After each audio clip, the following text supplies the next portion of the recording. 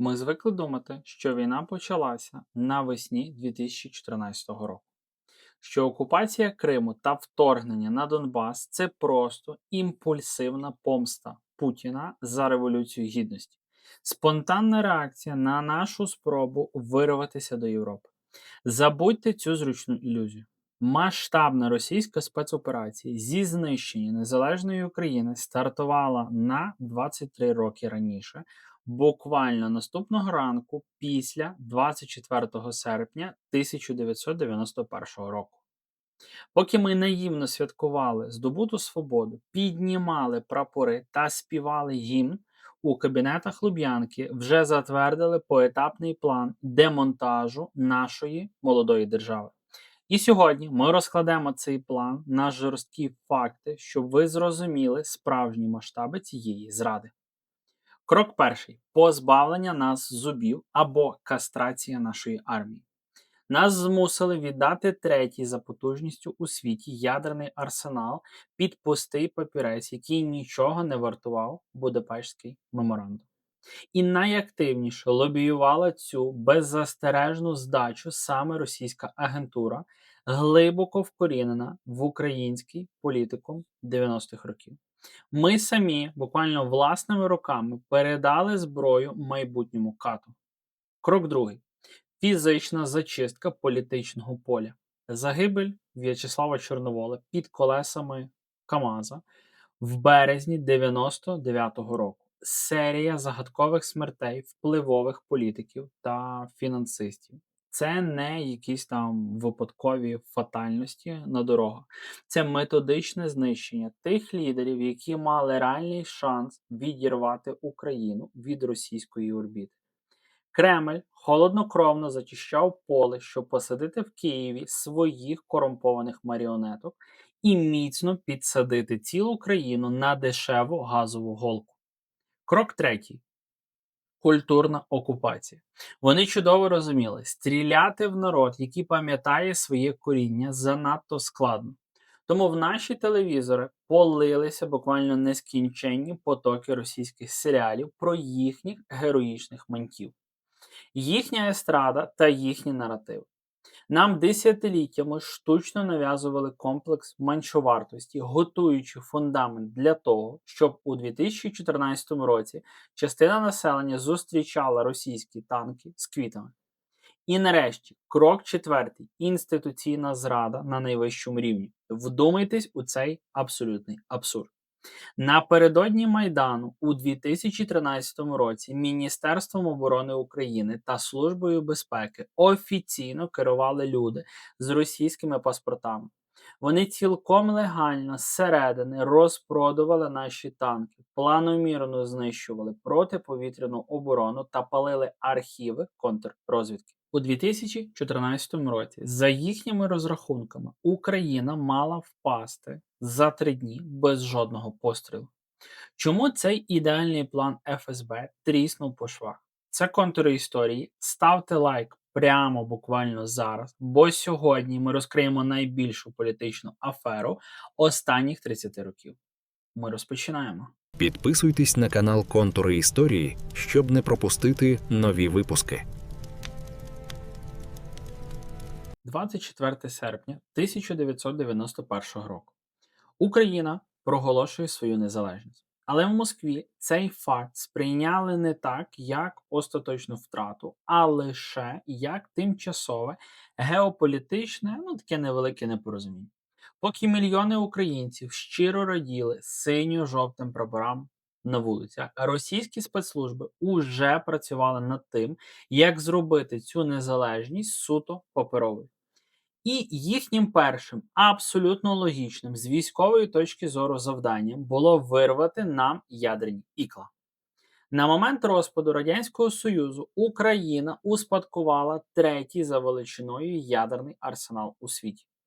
Вдумайтесь у ці цифри: 176 міжконтинентальних балістичних ракет, понад 4 тисячі тактичних ядерних боєзарядів, армада стратегічних бомбардувальників. Це була колосальна сила, яка робила нас буквально недоторканними. Нам десятиліттями розповідали зручну казку про те, що Захід, зокрема у вигляді США, страшенно тиснув на нас, що ми просто не мали фінансів на утримання цих ракет, і що тотальна здача зброї була чи не єдиним можливим виходом.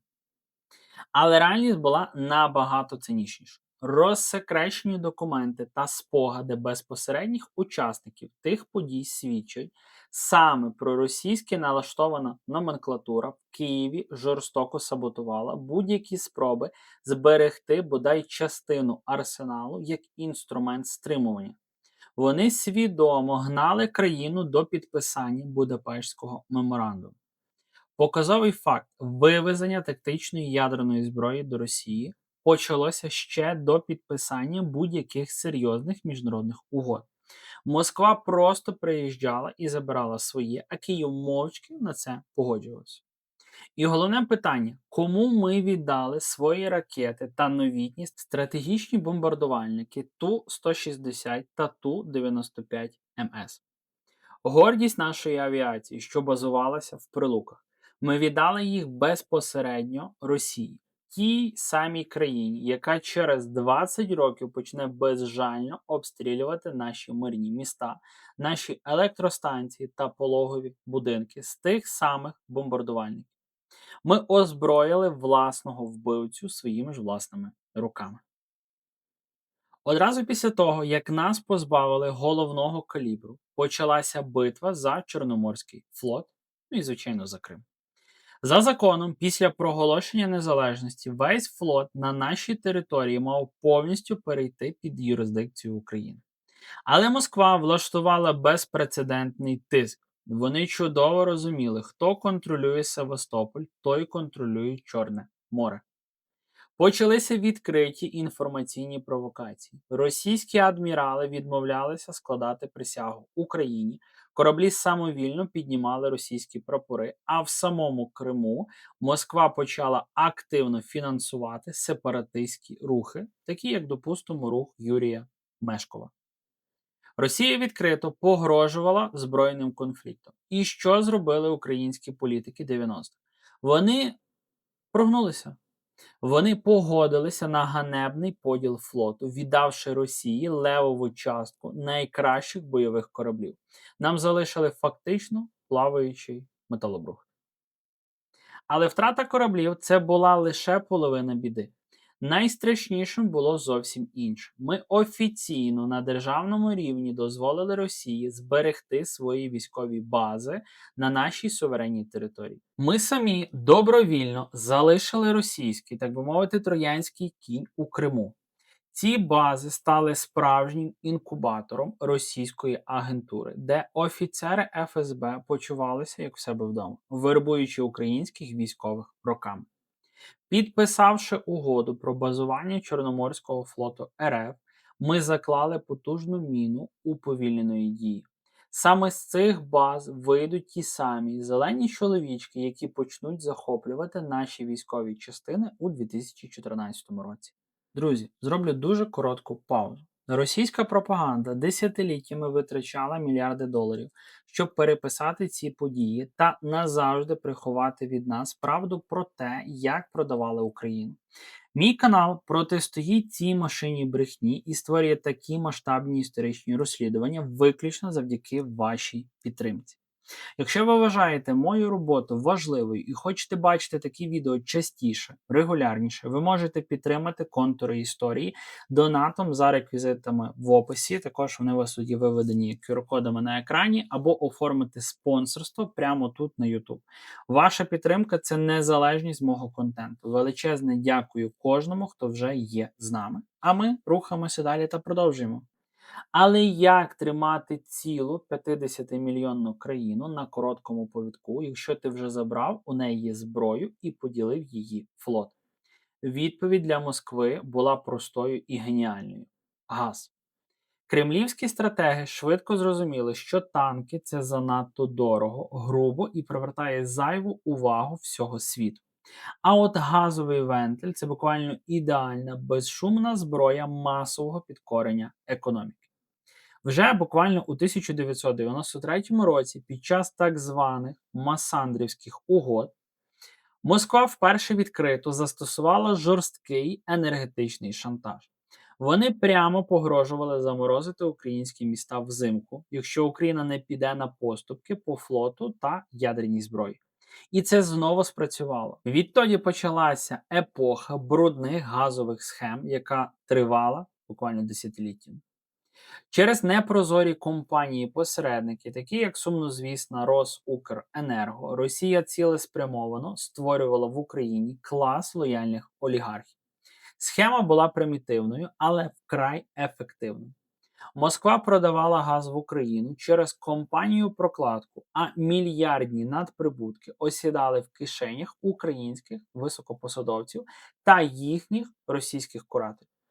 Корумповані українські чиновники отримували шалені гроші просто за те, що міцно садили власну державу на російську енергетичну голку. За ці тіньові мільярди так звані українські еліти розплачувалися нашим майбутнім. Вони слухняно блокували будь-який реальний рух країни до НАТО, бо це дратувало Москву. Вони буквально за копійки здавали стратегічні промислові підприємства російському бізнесу. Вони штучно гальмували і знищували розвиток власного видобутку газу в Україні, щоб ми ніколи не стали енергетично незалежними. До кінця 90-х років Україна перетворилася на абсолютного економічного заручника. Наші фінанси, наші заводи і рішення наших політиків де-факто контролювалися з кабінетів Газпрому та адміністрації президента Росії. Ми мали свої паспорти, свій гімн і свої кордони, але ключі від нашої економіки лежали в сейфах ФСБ. Економічна петля затягнулася на шиї України максимально туго. Ми були готові до виживання. Але для повного і беззаперечного контролю Москві потрібно було зачистити ще одну перешкоду – тих лідерів, кого неможливо було купити за газові долари. Політиків, які мали ідею і принципи, і тоді Росія перейшла до найжорстокішого етапу фізичної ліквідації. Кінець 90-х років. Це буквально найстрашніший, як мінімум точно один із найстрашніших періодів і взагалі етапів нашої сучасної історії. Економіка вже була на російському газовому гачку. Але в Україні залишилися люди, яких неможливо було купити. Політики, фінансисти та громадські діячі, які мали державницьке мислення і бачили Україну частиною цивілізованого Заходу, а не російською колонією. Оскільки домовитися з ними було майже, або надто складно домовлятися, Москва та її агентура в Києві перейшли до найжорстокішого інструментарію – фізичної ліквідації. Сценарії писалися ніби під копірку кримінальних бойовиків. Згадаємо квітень 1998 року. У ліфті власного будинку показово розстрілюють Вадима Гетьмана. Хто такий був Вадим Гетьман? Це був батько української фінансової незалежності, творець національної валюти гривні. Людина, яка категорично виступала проти тіньових російських схем у нашій банківській системі. Його вбивство стало чітким сигналом усім іншим: не заважайте красти і продавати країну. А менше ніж через рік, у березні 1999 року, сталася трагедія, яка остаточно змінила хід української історії. На трасі під Борисполем, буквально за дуже дивних і досі, скажімо так, до кінця нерозслідуваних обставин, в автокатастрофі гине лідер народного руху В'ячеслав Чорновіл. Офіційна версія міліції була блискавичною, просто звичайнісінька випадкова ДТП. КАМАЗ просто розвертався вночі посеред траси. Але давайте дивитися правді в очі. Чорновіл був найпотужнішим проукраїнським політиком того часу. Він мав реальні шанси об'єднати націю і розвернути державний курс геть від Москви. Його загибель напередодні президентських виборів була вигідна лише одному центру прийняття рішень. Після ліквідації Чорновола політичне поле України було остаточно зачищене для лояльної контрольованої та наскрізь корумпованої номенклатури. Але російські спецслужби чудово розуміли одну істину. Стріляти в лідерів постійно – це надто ризиковано. Це може спровокувати народний бунт. Набагато ефективніше і буквально безпечніше для них змінити мислення самого народу. Змусити українців добровільно любити своїх китів. І тоді на початку 2000-х років в Україну висаджується цілий десант російських політтехнологів та пропагандистів. Їх очолювали такі персонажі, як Гліб Павловський та Марат Гельман, кадрові архітектори так званого руського міра. Їхнє завдання було геніальним у своїй підлості. Вони мали штучно розколоти українське суспільство зсередини. Саме ці російські технологи розробили для виборчої кампанії 2004 року ту саму сумнозвісну карту, де Україна була поділена на людей першого, другого і третього сорту. Саме вони закинули в наш інформаційний простір отруйний міф про те, що нібито Донбас годує всю Україну. Саме вони штучно роздмухували мовне питання, якого просто в 90-х роках не існувало як проблеми. Вони створили фальшивий конфлікт між україномовним Заходом та російськомовним Сходом.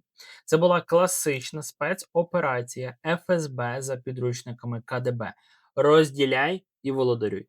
Вони готували ідеальний ґрунт для громадянської війни. Але щоб цей розкол спрацював, потрібен був інструмент масового ураження мізків. І цим інструментом став телевізор. Найстрашніша зброя Росії не мала калібру, вона стояла у кожній українській вітальні. Поки українці раділи незалежності на папері, Москва проводила тотальну, нищівну культурну окупацію нашого простору. Згадайте початок 2000-х. Що транслювали всі провідні українські телеканали? Нас цілодобово накачували російськими серіалами. Нам романтизували російський кримінал у серіалі «Бригада». Нам вкладали в голову образ чесних і справедливих російських поліцейських у серіалі «Мінти». Наші діти дивилися кадетів і мріяли служити в російській армії, бо нашу власну армію в цей час цілеспрямовано принижували і розкрадали.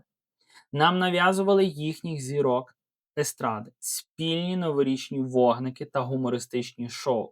Для чого це взагалі робилося? Це не просто бізнес чи розваги. Це найпотужніша психологічна операція. Росія створювала єдиний ментальний простір. Українцю з самого дитинства вкладали в голову один простий наратив. Усе справжнє, круте, якісне і героїчне, воно там, десь за поребриком, у Москві. А все українське – це щось кумедне, провінційне, сільське і просто меншовартісне. Нас змушували соромитися власної мови, власної історії та власних героїв. Вони роками переконували нас, що ми один народ, і це була найважливіша підготовка до майбутнього вторгнення. Чому? Бо коли ти стріляєш в інший суверенний народ, ти окупант і військовий злочинець, а коли ти вводиш танки на територію, де всі дивляться твої телешоу, сміються з твоїх жартів і вважають твою культуру своєю рідною, ти просто приходиш захищати своїх.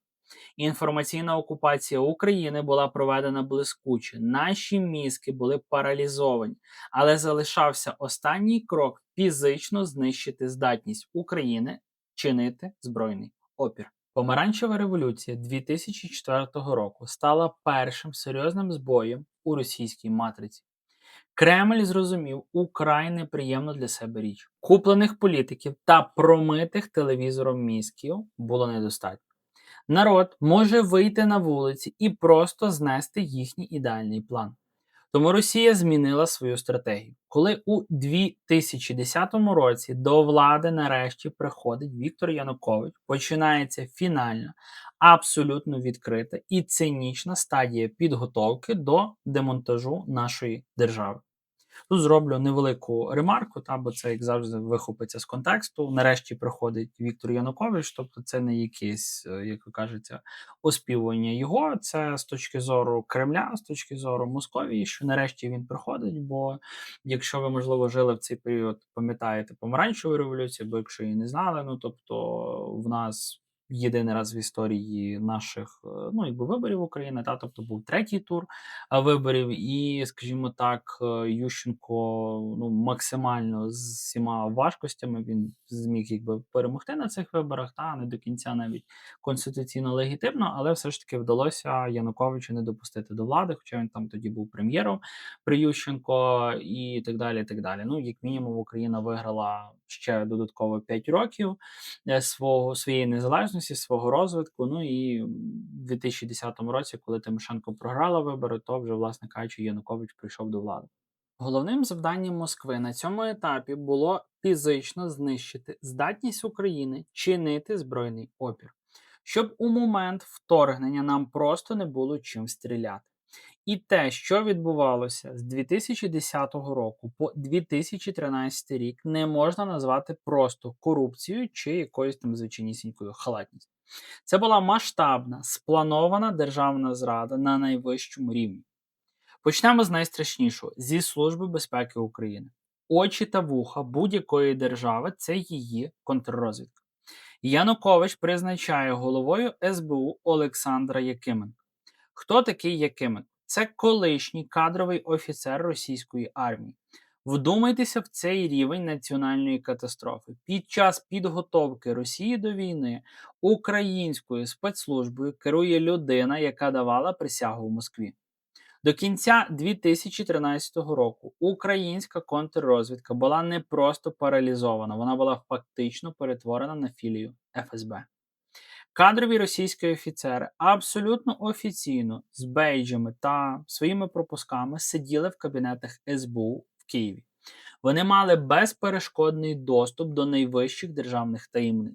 Вони копіювали бази даних, вивчали особисті справи українських агентів під прикриттям, знищували секретні архіви та відкрито вербували українських силовиків, буквально найвищої ланки. Наша держава була повністю сліпою і глухою перед своїм ворогом. Але паралізувати спецслужби було замало. Потрібно було знищити армію. І тут російські куратори діяли ще нахабніше. Міністерство оборони Незалежної України очолюють по черзі Дмитро Саламатін та Павло Лебедєв. Обидва мали прямі і глибокі зв'язки з російським військово-промисловим комплексом і керівництвом Російської Федерації. Міністрами оборони нашої країни стали люди, які працювали в інтересах нашого майбутнього вбивці. Що вони робили на своїх посадах? Вони влаштовували безпрецедентний тотальний розпродаж військового майна. Сотні танків, бойових машин піхоти, артилерійських систем та гелікоптерів списувалися як металобрухт або продавалися буквально за безцінь. Боєздатні елітні військові частини цілеспрямовано розформовували. Чисельність Збройних сил України штучно скорочували до критичного мінімуму, мотивуючи це тим, що нам нібито ніхто не загрожує. Особливий акцент російські агенти в Міноборони робили на знищенні нашого неба. Системи протиповітряної оборони, такі як, допустимо, С-300 та Буки, знімалися з бойового чергування. Їх відправляли на так зване зберігання, де вони просто гнили просто небо. Або продавали їх за кордон за якимись вигідними цінами. Росія чудово розуміла, що її головна перевага – це авіація. І українські міністри оборони з російським корінням робили все, щоб відкрити українське небо для майбутніх російських бомбардувальників. Паралельно з фізичним знищенням техніки вбивалася логістика. Система забезпечення армії була зруйнована настільки, що у 2014 році солдатам просто не було чого їсти і в що вдягнутися. Військові шпиталі закривалися, військові містечка розпродавалися під комерційну забудову. Мета була простою. Якщо якийсь український солдат навіть знайде автомат, у нього не повинно бути ні патронів, ні бронежилета, ні зв'язку зі своїм командування. І фінальний акорд цієї багаторічної спецоперації стало підписання сумнозвісних Харківських угод у квітні 2010 року. Нам знову продали ілюзію – знижку на російський газ в обмін на продовження перебування Чорноморського флоту Російської Федерації в Криму аж до 2042 року. Але насправді ніякої знижки не було. Це була чергова фінансова маніпуляція. Головним було інше. Ці угоди зацементували російську військову присутність на нашому півострові. Завдяки цьому документу Росія отримала абсолютно легальне право нарощувати свій військовий контингент у Криму, завозити туди бронетехніку, системи ППО та тисячі спецпризначенців без жодного контролю з боку України. Ми власними руками віддали ворота фортеці. До кінця 2013 року план Кремля був реалізований на 99%. Наша економіка була прив'язана до російського газу. Наші телеканали транслювали російські наративи. Наша контррозвідка контролювалася офіцерами ФСБ. А наша власна армія була розкрадена, деморалізована і фізично нездатна захистити власні кордони. Російські військові бази в Криму були переповнені елітними підрозділами, готовими до наказу. Капкан остаточно закрився. Путін був впевнений, що йому навіть не доведеться воювати. Україна мала впасти до його ніг, як стигле яблуко. За їхніми розрахунками, вся окупація мала зайняти лічені дні без жодного пострілу. Але вони прорахувалися в одному, буквально в найголовнішому. Вони забули врахувати український народ. План Путіна, ФСБ та їхньої агентури в Києві був бездоганним на папері. За понад 20 років вони скупили еліти, посадили нашу економіку на газовий ланцюг, промили мізки мільйонам через телевізор, фізично знищили армію і повністю інтегрували своїх агентів у наші спецслужби. У 2014 році Україна мала розвалитися і буквально як картковий будинок за лічені дні і без жодного пострілу. Але сталося те, чого неможливо прорахувати в кабінетах на Луб'янці. Вони врахували кількість танків, слабкість нашої ППО і лояльність куплених генералів. Але вони забули про український народ. Вони просто не зрозуміли нашої ментальності. Коли державна машина була повністю паралізована зрадою, коли президент-утікач залишив країну на поталу ворогу, на захист держави стали звичайні люди. Вчорашні менеджери, вчителі, айтішники та студенти спочатку вистояли за дерев'яними щитами на Інститутській. А згодом зі старою стрілецькою зброєю у волонтерських бронежилетах і кросівках вони пішли добровольцями на Донбас. Вони своїми тілами закрили діру, яку росіяни пробивали 30 років. Ми платимо таку страшну ціну сьогодні саме тому, що десятиліттями дозволяли ворогу отруювати наш організм зсередини, наївно вірячи в казки про братні народи та дипломатичні гарантії безпеки. Сучасна історія України – це не історія подарунку долі в 91-му році. Це історія безперервної боротьби. Це історія того, як нація змогла вижити, коли величезна імперія методично намагалася стерти її з карти світу. Ми вистояли тоді на самому краю прірви, і саме тому ми обов'язково переможемо і зараз. Друзі, це була складна, але критично необхідна тема для розуміння нашого сьогодення. Я хочу почути вашу думку. Як ви вважаєте, який період чи яка конкретна подія після 1991 року стала тим самим Рубіконом, коли Україна остаточно зірвала російський план нашого знищення? Напишіть розгорнуто в коментарях. Я читаю абсолютно кожен з них, і саме ваші думки надихають мене на пошук нових тем для розслідувань. Величезне дякую спонсорам каналу Контури Історії, які фінансово допомагають створювати цей контент. Підтримуйте це відео лайком та репостом. Алгоритми Ютуба повинні допомагати поширювати правду. Не забудьте підписатися на канал, а просто зараз на екрані з'являться 2 моїх попередніх відео про таємні методи КДБ та крадіжку нашої історії. Обов'язково подивіться їх, якщо ще, можливо, не бачили. Дякую за увагу, бережіть себе та слава Україні! Підписуйтесь на канал Контури Історії, щоб не пропустити нові випуски.